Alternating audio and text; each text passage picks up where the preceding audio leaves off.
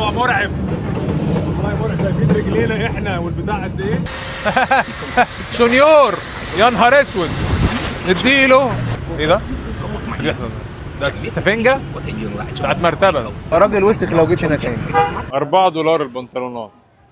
جيم في الشارع بتاع عندها 80 سنة أنا وصلت فيتنام، الدولة اللي حاربت أكتر من 20 سنة مع أمريكا وقتلت أكتر من 60 جندي أمريكي وأكتر من 300 ألف جريح، اللي مات فيها أكتر من 3 ل 4 مليون مدني فيتنامي وضحوا بدمائهم علشان يحرروا الوطن. البلد اللي جننت الامريكان وما عرفوش يدخلوا اراضيها لحد ما اعلنوا استقلالهم.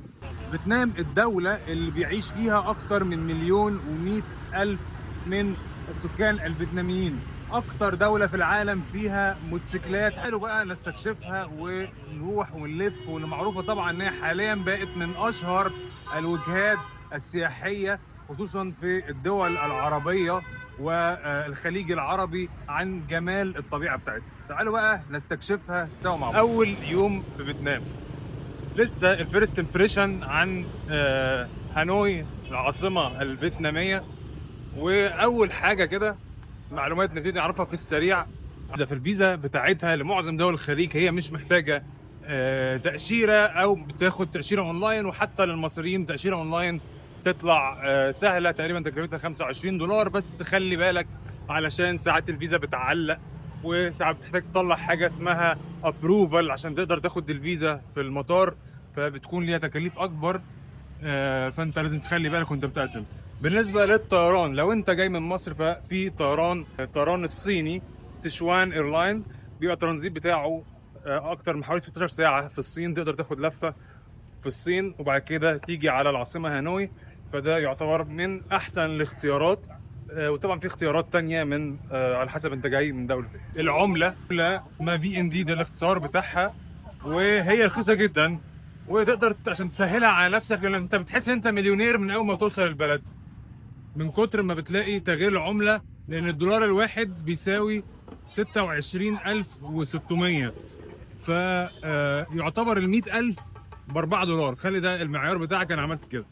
البلد طبعا رخيصه جدا، اسعار حلوه جدا. اول ما بتنزل عشان تقدر تغير تجيب انترنت عشان تعرف تشتغل في البلد، انترنت رخيص ب$8، سيم كارد، وطبعا بيدي لك انترنت انليميتد، بس هو انليميتد بيدي لك تقريبا في حدود 4 جيجا كل يوم بتتجدد.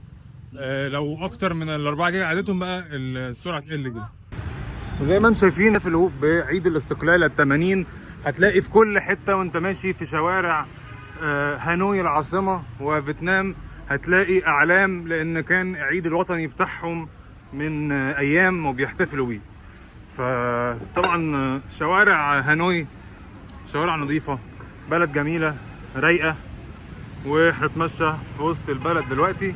وتعالوا نكمل جولتنا مع بعض. اول ما تيجي هانوي لازم تنزل اولد كوارتر او وسط البلد والمدينه القديمه في العاصمه هانوي. ودلوقتي وانا بتمشى رجلي اخدتني عن كنيسه القديس جوزيف او جوزيف كاتيدرال، اللي اتبنت سنه 1886، وهي مستوحاه من كنيسه نوتردام في باريس. وطبعا كان في حكم استعماري، فرنسا استعمرت فيتنام حقبه من الزمن تقريبا في القرن ال19، ودي من احد الرموز اللي تبقت من الاستعمار الفرنسي. وطبعا يعني انا رحت شفت الكنيسه بتاعه نوتردام في باريس، فهي فعلا على نفس التصميم القوطي، فهي نفس الطراز والشكل، وشكلها حلو جدا زي ما انتم شايفين. يعني هنا ده كده وسط البلد، هنا هتلاقي في عربات تقدر يشيلوك وتقعد هنا على كرسي. شكرا، ثانك يو برو. هنا هتلاقي كراسي تقدر تقعد وياخدك تاخد فسحه في وسط البلد. دي من الحاجات المشهوره هنا في فيتنام. وهتلاقي اشخاص بعجله كده ياخدك ويفسحك. هنا طبعا شكل الكنيسه شكلها حلو جدا. الشعب الفيتنامي هنا في كل مكان مرحبين بالسياح، ناس لزاز مش بيضايقوك، مبتسمين في وشك. ف يعني اجواء خطيره خطيره خطيره هنا في وسط البلد. زي ما شايفين ناس قاعدين في مقاهي في كل مكان وبيستمتعوا بالاجواء المميزه. ليها طابع، ليها اجواء، ليها حياه تحس بيها اما تيجي في هانوي. في على فكره امريكان واجانب واستراليين وناس من دول كتير جدا اوروبيين سابوا بلادهم وجم عشان يعيشوا في فيتنام، بس الاغلب مش في العاصمه طبعا عشان الزحام، بيعيشوا في الجزر وفي الاماكن اللي ليها علاقه بالبحر والطبيعه والروقان. شايفين الشعب في كل مكان، معروفين ان هم بيقعدوا على كراسي يعني صغيره قد كده. بص حاجات غريبه جدا اللي لفتت نظري اول ما شفتهم، يعني اكنه قاعد على الارض بس ايه كرسي. ف يعني الحاجات اللي هنا عندهم حاجه زي الجوزه كده او نوع من انواع الارجيله او الشيشه على حسب انت من انهي دوله عربيه. بص هم بيشربوها في بتاع البامبو اللي زي دي، وبيشد الشده وبتعمل لهم دماغ بقى. يعني ساعات تبقى توباكو بس تبغ فقط، ساعات ممكن يبقى فيها بقى مخدرات، وهنا تلاقي في ناس بتعرض عليك وانت ماشي، خصوصا لو رحت بقى ايه الشوارع اللي ليها علاقه بالايه اجواء الليليه. واحده من اشهر التجارب لازم تيجي تعملها هنا في هانوي العاصمه انك تيجي ترين ستريت، وهو الشارع اللي فيه القطار اللي بيجي في حاره ضيقه زي ما انتم شايفين. السياح من كل مكان بيجوا علشان يصوروا اللقطه دي، والترند المشهور على انستجرام اللي هو قطر والناس اللي قاعدين بيشربوا الكافي بتاعهم. فتعالوا بقى ايه نشوف التجربه دي. وخلاص القطر تقريبا فاضل له دقيقتين او 3 دقايق ويجي، واحنا طبعا ايه حجزنا كرسي هنا في كافيه اسمه هانوي 1990، وده طبعا القهوه بالبيض. فاحنا هنا طالبينها. هنا زي ما انتم شايفين بيكون مكتوب المواعيد بتاعه القطر اللي جاي امتى والساعه كام وكل التفاصيل. وزي ما انتم شايفين هنا بقى الناس كلها في توقيتات القطارات تبتدي المكان ده كله يبقى زحمه، والناس بتقف تتصور بقى الترندات اللي احنا بنشوفها على طول. خلاص اللحظات الاخيره والقطر جاي علينا، وعمالين يقولوا لنا انتوا لو ركابكم جت كده شويه انت القطر هيشيلهم. فعمالين بقى ايه يكهربونا ويشيلوا الترابيزات، يشيلوا كل حاجه، عمالين يراجعوا كل شويه عشان الموضوع خطر بجد. يعني انت خطر بجد في حاله ان انت يعني لو طلعت عن الحدود اللي عاملينها.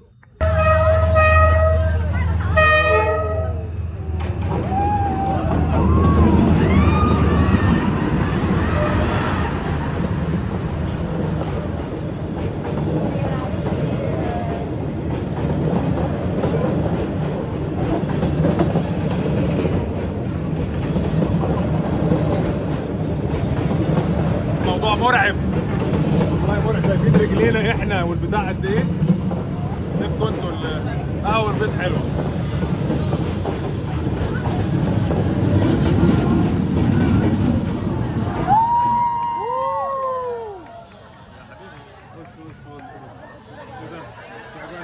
تعالوا بقى دلوقتي ندخل في شوارع وازقه هانوي، وهتلاقي في كل مكان زي ما انتم شايفين كده في ستريت فود في الشوارع، وهتلاقي هنا بيعملوا فاكهه ويقطعوها، و اختراعات بقى لازم هنقعد نجربها طول ما احنا ماشيين. زي ما انتم شايفين هنا كلهم قاعدين، ده ستريت فود. ده بيعملوا ايه؟ جمبري بحبه حاجات مقرمشات ومقليات، والناس في الشوارع بيستمتعوا بالاكل التراديشنال بتاعهم. شكل المباني بصراحه حلوه جدا وخطيره، واجمل حاجه عجباني البلد كلها فيها اعلام فيتنام في كل مكان اينما ذهبت. شكل المباني بتاعتهم التاريخيه كده، حتى المباني العاديه يعني ده مبنى تقريبا حاجه عاديه بس كلها شكلها حلو، عليها رسومات كده حاجات فينتج حلوه جدا. شايفين ناس بيبيعوا في الشوارع الفاكهه، وده ايه دي كاكا تقريبا وعنب. طبعا في كل حته بقى تلاقي ايه الموتوسيكلات من كتر عددها. ده ايه ده عفريت ده ولا ايه اللي احنا شايفينه يا جماعه؟ انا دي كنت شايفها فلفل احمر، بس هي ما طلعتش فلفل احمر، طلعت وات ذس نيم. مش معبراني. نيم. وات؟ نو بس وات ذيس يعني. اه ها 20. هي قالت لي السعر بس ما قالتليش ايه المكون ده. عامله زي التفاحه، ملمس تفاح. 20. اوكي. بتقول بقى جابت دي انا شايفها حاسه كمثرى. قشرها لك وتظبطها لك. يا سلام يا سلام.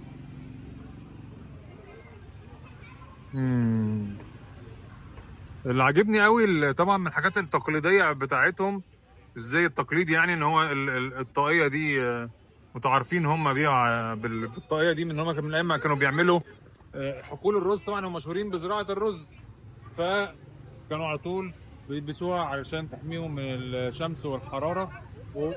وظلت طلعت جوافه. وظلت بقى حاجه بترمز الى البلد يعني كلها الطاقيه دي. هنا بقى لقينا مطعم مصري اسمه يلا كباب. ده هتلاقي كل الاكل العربي بقى اللي هيوحشك هتلاقيه هنا، واسعاره حلوه. عنده بقى كل حاجه. جبنا بقى احنا ايه شاورما عربي، والراجل اصلا مصري، راجل مظبطنا يعني. ف ما تنسوش تجوا مطعم ما يوحش كل الاكل العربي تيجوا هنا. والله اكلنا في المطعم ده كان اكله حلو جدا. تحس كده ان احنا يوم مصري في وسط العاصمه هانوي، والاسعار بتاعته برضو حلوه جدا. فاي حد يجي ننصحه ان هو يتعامل مع الراجل ده، راجل مصري ومكافح هنا في فيتنام. في البلاد الزحمه يا جماعه. هلو هاي نايس ثانك يو. Where you from? Egypt. Egypt. Egypt yes IG. Okay. افريكا. Africa. يا جماعه هنا. Hello. هلو هاي say hi for my friend. يا جماعه في بلد ال7 مليون موتوسيكل لازم طبعا تركب زيهم. وفي مقوله بتقول لك live like a local، فانت لازم تعيش حياه المحليين في البلد وتعيش زيهم عشان تعرف تفهم دماغهم ماشيه ازاي. طبعا احنا واخدين جراب، وده احسن ابلكيشن تستخدمه للمواصلات. زي ما انتم شايفين بقى اسرع عشان الزحمه، عشان زي ما انتم شايفين زحام في كل مكان، وده الحل السحري اللي بيختصر عليك كل حاجه. انتم شايفين ناخد جوله بقى على الموتوسيكل في وسط البلد ونشوف اجواء. شايفين الزحام، معلش الزحام، واجواء خطيره خطيره خطيره. شايفين كميه الموتوسيكلات يا جماعه، اعداد غفيره. اي ده انا خبطنا. شكل هنا الغشامه على الاخر، فانت لو مش تاخد بالك من نفسك محدش هياخد باله منك. بس تجربه حلوه والله. يعني كمان احلى حاجه كان معايا جروب وركبتهم هم تاكسيات، وانا قلت بقى بروقان اطلع انا هنا على الموتوسيكل. احلى سكوتر. بص انا دلوقتي الساعه 5، جروب موظفين بقى وطلاب قصه كبيره، الدنيا زحمه، فده احسن اختيار يعني. الجو كمان حلو جدا. الحاجات المميزه ان فيتنام الجو ده حلو قوي يا جماعه في شهر 10. مفيش رطوبه، الدنيا حلوه، السياحه جميله. زي ما شايفين اللوكال ماركت هنا بقى، الهدوم كلها، كل البراندات العالميه تلاقيها بتتباع هنا برخص التراب، لان هنا مصانع زي اديداس وزي نايك وحاجات كتير بيبيعوا الفرز الثاني والثالث والحاجات اللي فيها مشاكل انتاجيه بتتباع في البلد هنا برخص التراب. فلازم ناخد جوله ونشتري حاجات بقى ونبضع، لان هنا انت ممكن تشتري ب3 و4 دولار حاجات اديداس فرز تاني يعني، فحاجه خطيره. بص المحلات كلها محلات ملابس زي ما انتم شايفين، كلها محلات ملابس يمين وشمال. بص البلد كلها بتبيع هدوم وحاجات انتوا كتروها محلات تقولوا شكلها تعبان وبتاع، لكن جودة التصنيع الفيتنامي بقت معروفه عالميا ان مصانع العالم كلها والبراندات بقت بتيجي تفتح عندهم المصانع لرخص العماله، للجوده العاليه، للتوزيع لكل بلاد العالم سهل على حدود الصين. كمان الاسعار رخيصه جدا بتاعت التاكسي وبتاعت الحاجات اللي زي البايك والحاجات دي ببلاش. يعني انا راكب المشوار اللي انا راكبه دوت ادفع كام؟ ادفع 20,000. 20,000 دي اقل من دولار. لو ركبت تاكسي نفس المشوار حوالي 40,000 دولار ونص، 2 دولار ببلاش. الحياة هنا ببلاش. بص الأعلام الفيتنامية في كل مكان، خطيرة خطيرة خطيرة. أجواء أجواء أجواء يا جماعة ولا أروع والله. أنا حبيت البلد، الدنيا سهلة، أهلها حلوين، أسعارها رخيصة، كل حاجة زي الفل. ده الحساب بتاعه. أوكي هيدي لك الباقي. ها؟ يس 21 يس. اوكي 2 اذا 3. اوكي 3 4 خلاص. اوكي ثانك يو ماي فريند، باي باي. كب بقشيش 1000. طول ما انت ماشي في الحدائق العامة والشوارع وفي كل مكان بيلعبوا رياضة، بيلعبوا كورة، شعب تقدر تعرف رفاهية الشعوب وتقدر تعرف اللايف ستايل وحياتهم ماشية ازاي وانت بتتمشى كده عشوائي وتشوف حياتهم. كل يوم وقت المغربية هنا بيلعبوا كورة. طيب لو مشينا شوية وجيت معايا كده، بص هنا برضو كلها ألعاب. ولو مشينا هنا ودخلنا كده هنلاقي هنا بقى في نصبة قهوة وشاي وكده. اما لو جيت هنا كده مشيت معايا يا صديقي هتلاقي ألعاب رياضية كاملة. شايف من هنا بتقدر تعرف ثقافة الشعوب وحياتهم. جيم في الشارع، الشعب كله بينزل يلعب رياضة الصبح ووقت المغرب بعد الشغل وقبل الشغل. أعمار ست عندها 80 سنة و70 و50 سنة بيلعبوا رياضة، عندهم صحة من حديد. يعني بنعرف يعني ازاي بنعرف دلوقتي أعمارهم؟ ليه ربنا كده بيطول في عمرهم؟ أعمارهم كبيرة، صحتهم كويسة، مش من فراغ. مفيش حاجة بتيجي من فراغ، كلها بسبب حياتهم. بص هنا الراجل كام سنة هو جاي بيلعب ألعاب رياضية. بص كل مكان، بص وأجهزة، يعني جيم متكامل فيه حاجات أنا ما بشوفهاش في الجيم بصراحة. فاختراع. هنا ناس تانية تيجي تقعد تشرب حاجات مشروبات. شعب بسيط، البساطة في فيتنام والله. بص هنا الناس تلعب جيم زي ما انتم شايفين. بص أعمار الناس. أنا عايزك تاخد بالك معايا من أعمار الناس واهتمامهم بالرياضة في كل مكان. فهنا بقى لو جيت هنا هتلاقي بيلعبوا تنس يا جماعة. ده في وسط شارع عادي، وسط شارع. هنا الرصيف اللي في النص اللي فيه الجنينة والحديقة العامة، اهو الطفل بيلعب بالعجلة. ده الناس بتلعب تنس، ده بيلعبوها من غير كورة. دي حاجة غريبة قوي. استنى احاول اقرب لكم تشوفوا. لا قسمين الارض، ولا يقول لك بقى ايه ايجار الملعب بكام ولا الساعة بكام.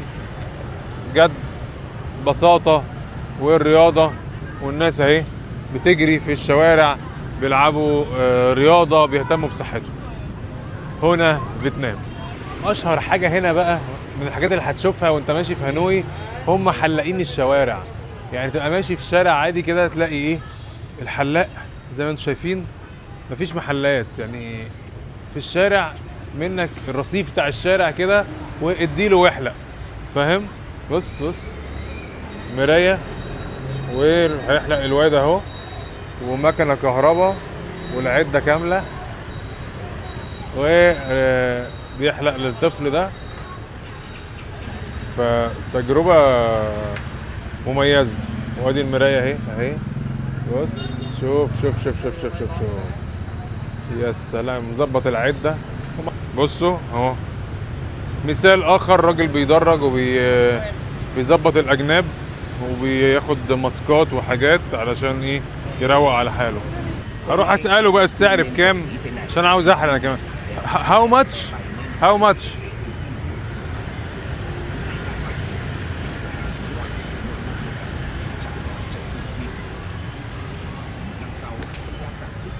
100,000 ليه يا حاج كده؟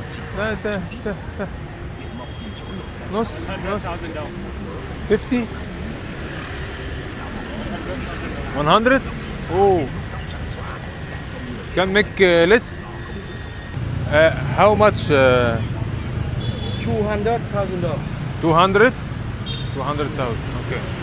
هنا اغلى، هنا قال لي ب 200,000. فشكلنا بقى عشان اجانب بايه التسعيره، وهي شكلها في الاخر بدولار بس. تمام ماشيين اونلي لايك تك تك تك تك. Only لو you want to do the hair? يس اي ونت ميك. انا بشرح له بس انا عايز ايه. اي ونت هير 1 Yeah. and from here 3 and from here little bit because no hair. Do not cut here much. Cut here little more, yes. And then you trim your From beard. here by machine 3 and here 1 and here also 2 5. Tức là bên này 1 mm. Đây là 1 mm. Tức là ở đây thì để cỡ 1 ly. Đây cũng 1 ly. انا جايب مترجم عشان يفهمه يعمل فيا ايه وربنا يستر. اوكي يلا بس ايجيبت. Egypt. يس Ai يس. Cập. جماعة تجربة الحلاقة في شوارع فيتنام وربنا يستر. لأول مرة في حياتي أحلق في الشارع.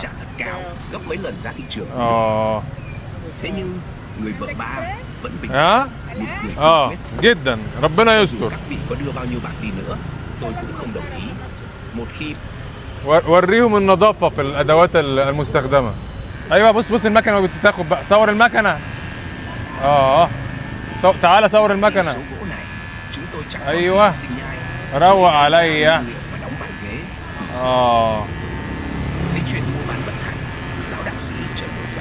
استر يا رب. أنا شايف شعري كتير بيقع.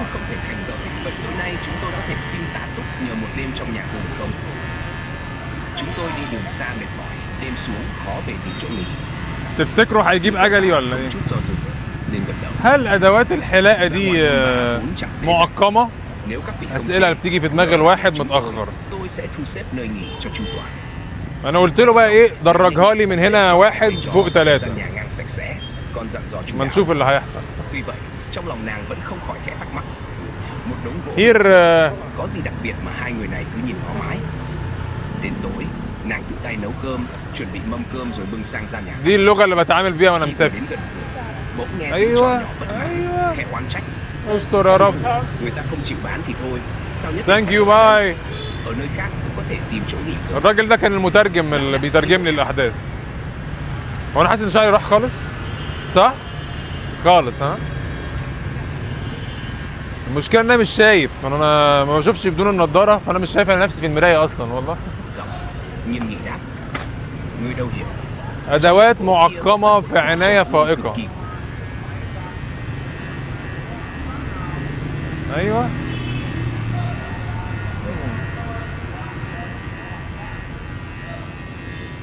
لا شكله راجل محترف، راجل ستيني Quý giá.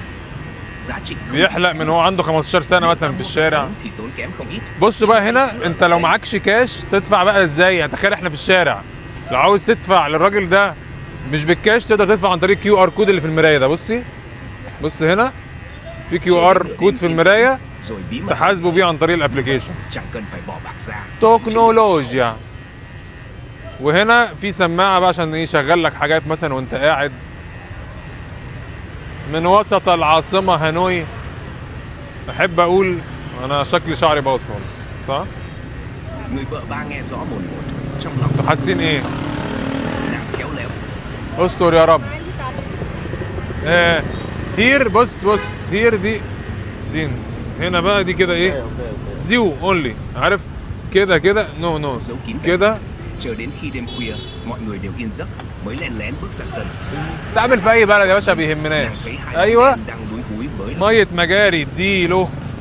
تفتكر المقص ده كام الف واحد عدى عليه؟ والله تجربه ولا اروع. nên ra sân. عمري في حياتي ما تخيلت ان انا ممكن Những thí chủ của احلق في الشارع đống gỗ này đều باللي بيحصل لي ده. هنا استشوار ايه بقى؟ استشوار عشان يجي يرمي الحاجه ويعمل لك شعرك بالشنيور. بص الشنيور هو اللي بيعمل بيه الشعر. حسبي الله ونعم الوكيل. ممكن ابص لوك وحياة امك ابص. vừa mềm mỏng vừa ẩn chứa sắc bén. راح خلاص هي خربت. يلا اتفضل. يا ريتني ما قلتلوش. اهم حاجه يوصل بقى بين الايه درجتين. Đống gỗ nhà cô ايه ده؟ có một mảnh gỗ trầm vô cùng. ايه اللي بيحصل ده؟ ده سفنجه có thể nhường lại cho بتاعت مرتبه. شنيور يا نهار اسود اديله. ده البلاور.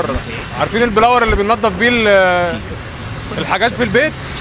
بيديني البلاور في دماغي يا نهار اسود. một là dùng khứu giác người mùi hương tỏa كده تمام قوي. hai là quan sát kỹ vân gỗ ايوه بالبتاع المأمل ده. ايوه يا اخويا ايوه. trên thân gỗ mơ hồ phảng phất mùi ايه هيضربنا القفايه في الاخر đó ولا؟ chính là thực phẩm trầm hương. Nói rồi đạo sĩ bước tới تسلم nhẹ nhàng ايدك. quả nhiên từ trong واوعى đống gỗ thô mộc chọn ابقى راجل وسخ لو جيت هنا تاني. ده طب ايه مفيش في النص؟ khi cầm lên يا نهار thì اسود. hương thơm ده انا dịu بقيت dàng, mùi thơm زي الكوريين يا اسطى. khiến người ngây ngất. Con dâu thứ ba nhìn thấy This. thì lập tức quyết đoán او فاهمها له tay ازاي؟ dâng ثانيه tặng واحده. cho vị đạo sĩ. Lão đạo cảm kích khôn xiết liên tục cúi đầu cảm tạ. كنزس يعني Trước khi rời đi, ông còn chân thành để lại một lời vàng ngọc. Một gia đình انا بفهمه ان انا عايز ادرج دي ما تبقاش حته واحده. nào trong nhà có bảo vật vô يا giá. نهار اسود عليا وعلى اللي انا عملته في نفسي. Khéo lo liệu việc trong nhà, thì phú quý tự nhiên هتعمل ايه؟ kể ما từ đó, nàng خلاص. con dâu thứ ba lại أيوة. càng chuyên tâm chăm lo việc nhà. ايوه Không chỉ khiến cửa مثلاً- tiệm mộc của لا- gia لا- đình لا- ngày لا، càng hưng thịnh, يعني مثلا زي mà còn đứng ra dạy cho آه. mọi thứ trong trấn nghề دي حطها هنا. may vá để tạo ra. Trong một nhà, بس ai làm chủ không quan trọng nhất ايه đứng đầu phải có trí ايه اللي بيحصل ده؟ ايه اللي انا شايفه ده؟ اوكي كمان الله ينعم عليكم. người ta vẫn thường nhắc Đúng nhau rồi đấy. hãy cần في kiệm ايه؟ chớ Đúng rồi tin đấy. rẻ bất cứ اجري con يلا. cò. والله يا جماعه تجربه ما اتمناهاش لألد اعدائي. يعني بصراحه يعني ايه رايك في التجربه يا بتول؟ خطيرة. خطيره. جت على دماغي خطيره والله. ايه رايك يا سعود؟ تجربة صراحة جميلة جميله. ما انصح أحد يسويها. والله بجد ألد اعدائي ما اتمنالوش اللي حصل لي ده. الحمد لله. بقت شبه العيال بتاعت كوريا الشماليه والله. لحد دلوقتي مش مستوعب اللي حصل في شعري يا جماعه والله. يعني بجد مش مستوعب ايه اللي حصل. بص الصدمه كانت شديده. روحت اهدى شويه. بص شكل الموضوع عامل ازاي. من هنا بقى يعني مفيش حاجه، مفيش تدريج. هي فاهم كابوريا بقى مش عارف اسمها ايه. بص شكل الشعر عامل ازاي. حاجه عجيبه. بص تجربه استغفر الله العظيم يا رب. هي مقوله ليف لايك ا لوكال او حاول تعيش حياه المحليين دي هتوديني في داهيه باللي انا بعمله.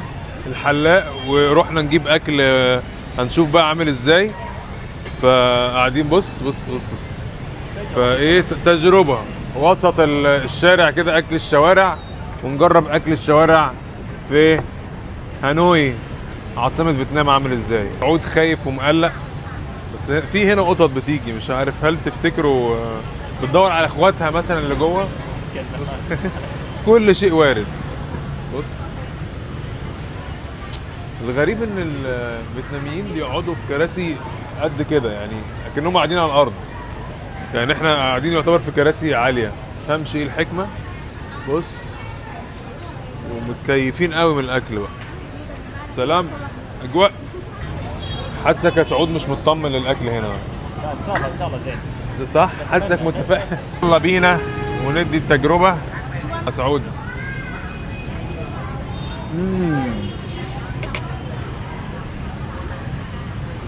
حلوة قوي. ايه ده؟ ايه المفاجأة دي؟ والله لذيذ، والله حلوة قوي. والله لذيذ، الحمد لله ربنا كرمنا. كأنك البيت. ايوه والله البيت. اكن مامتك عامله لك الاكل في البيت. لحمه مع نودلز مع بصل مع فلفل حار مقطع، حلو جدا. تحسها يعني ايه، باستا كده يعني، مش سباكيتي كده، مش انا فكرتها بقى فرايد نودلز. الله شكرا يا حاجه، تسلم ايدك، ثانك يو. ده الشاي اللي انت قلت الشاي الهندي ده، شاي باللبن ده. ولا غلطه، جامد.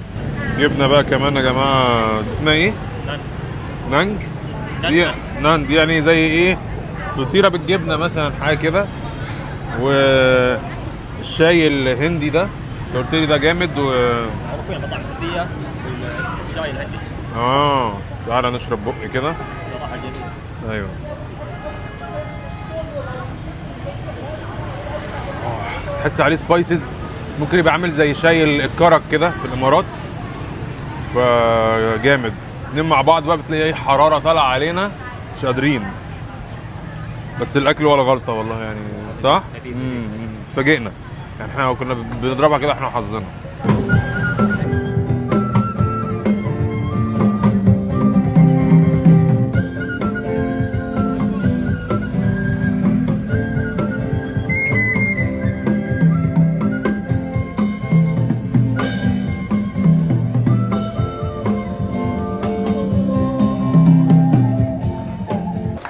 هنا بقى في كل مكان وانت بتتمشى بتلاقي محلات اللي بتبيع شوزات، بتبيع لبس، براندات عالميه وباسعار رخيصه. لان معلومه ليك، فيتنام بيصنعوا اصلا فيها اديداس ونايك وسكيتشر، كل الحاجات دي تصنع هنا. فالفرز الثاني اللي بترفضه التصدير، يرفض ان هو يصدر او في مشاكل في الانتاج، بيتباع في المحلات في كل مكان واسعار ببلاش ببلاش بجد يعني. بص ده مثلا نايك اير، بص شكل الكواليتي عامله ازاي. بتلاقي اسعاره مثلا ممكن تلاقيها $5 $7. بص في حاجات بيبقوا هم شايلين من عليها اللوجو عشان يعرفوا يبيعوها في الماركت. في حاجات طبعا تقليد يعني. ده نايك زي ما انتم شايفين، برضه نايك اير. في حاجات بيغيروا عليها اللوجو، حاجات تلاقي عليها مثلا اديداس اهو.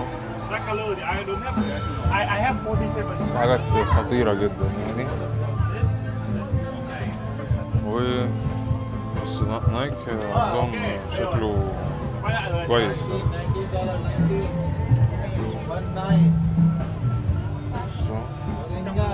اديداس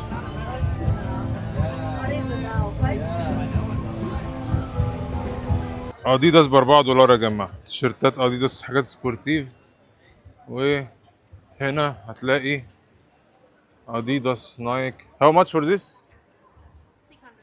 600 600,000. طبعا الاسعار دي كلها انت تقول اللي انت عايزه، ولسه هنفاصل كتير في اي سعر من الحاجات دي. بص نيو بالانس، عندك ايه، حاجات كتير وفرايتي لا تعد ولا تحصى. سويت شيرت 200 يعني 200,000 يعني حوالي $8. فحاجات خطيرة. بص نورث فيس، الوان فرايتي. يا جماعه الاسواق الليليه والنايت ماركت موجوده هنا في هانوي، حاجات ببلاش. الحاجات دي يا جماعه بنات، الحاجات دي كلها هاي الحاجات دي ب$4 يا جماعه، $4 البنطلونات. هنا الحاجات اللي انتم شايفينها دي 150,000 يعني $6. بنطلونات اهو نورث فيس $208، هنا $6. الشورتات 4. حاجات ببلاش ببلاش يعني. تعالوا نشوف اسعار ايه تانية محطوطة. بص حاجات اديداس اهي يا جماعة، كل الماركات. How much for this؟ 300 دي ب 300,000 يعني 8 9 10 12 دولار. وتفاصل بقى يعني سيبك من السعر اللي بتقوله ده. بص كل حاجة تلاقي اديداس، نايك، مش عارفة ايه، حاجات المضروبة منها والكابي والفرز التاني والتالت وكل حاجة. بص ذا نورث كوست، كذا شكل كذا نوع كذا كواليتي. how much for this 200 يعني حوالي 300 مثلا، 10 دولار يعني. بص زحمة مش طبيعية. بص الزحام لو انت بصيت من فوق، واو. كل حاجة بقى هنا الناس بتيجي تعمل شوبينج بقى ببلاش الا ربع. اهو شوز يا جماعة، اديداس بكام؟ حوالي 25 دولار صح؟ 700,000. هنا في حاجات كتير وشكل الكواليتي هنا حلو على فكرة.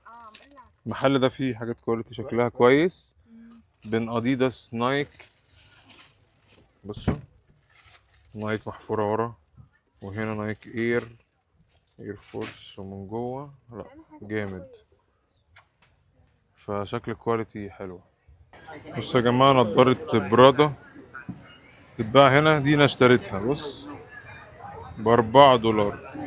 هي اصلا الاوريجينال هي دي اللي انا اشتريتها، اوريجينال 300 دولار، انا اشتريتها ب4 دولار من الماركت.